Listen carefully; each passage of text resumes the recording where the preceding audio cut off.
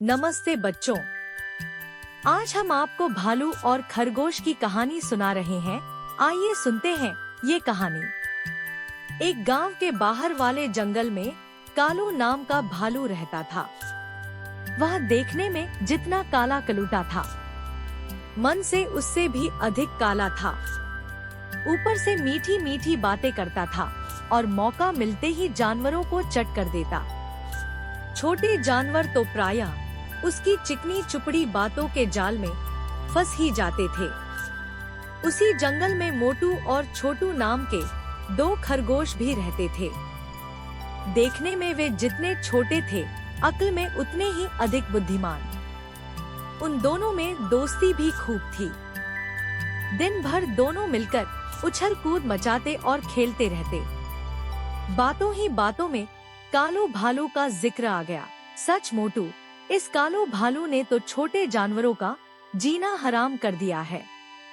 वह रोज ही किसी न किसी को अपने जाल में फंसा ही लेता है। छोटू की बात सुनकर मोटू बोलने लगा, पर मेरी समझ में यह नहीं आता कि उसे जानते हुए भी हम उसकी बातों में क्यों आ जाते हैं। तुम्हारी बात तो ठीक है मोटू, पर अपने साथियों के बचाव के लिए हमें कुछ न कुछ तो करना ही चाहिए। लेकिन छोटू, हम कर भी क्या सकते हैं? हमें उस भालू को ऐसा सबक सिखाना चाहिए कि वह जीवन भर याद करे। छोटू की बात पर मोटू कुछ सोचते हुए बोला, तुम कहते हो तो जरूर कुछ न कुछ करेंगे। इसके बाद दोनों मित्र छलांगे लगाते हुए चले गए। एक पेड़ के नीचे बैठे वे सुस्ता रहे थे। तभी कालू भालू की आवाज उनके कानों में पड़ी। उस समय छोटू ने सोचा कि यदि वे भागने की कोशिश करें तो शायद कालू भालू उन्हें दबोच ले। इसलिए वह बातें बनाते हुए बोला, अरे कालू दादा, आप यहाँ घूम रहे हो, वहाँ गुफा में विचित्र जीव देखने नहीं गए? विचित्र जीव? कालू ने आश्चर्य से पूछा। और नहीं तो क्या, आज जंगल के कोने वाली गुफा में जाने कहां से एक विचित्र जीव आ गया है। उसका शरीर सांप जैसा लगता है, मुंह शेर जैसा और पूंछ लंगूर जैसी। सभी जानवर उसी को देखने गए हैं। अच्छा, तो मुझे भी वहां अवश्य जाना चाहिए, कालू भालू बोला। कालू भालू वास्तव में ही उनकी बातों में आ गया था।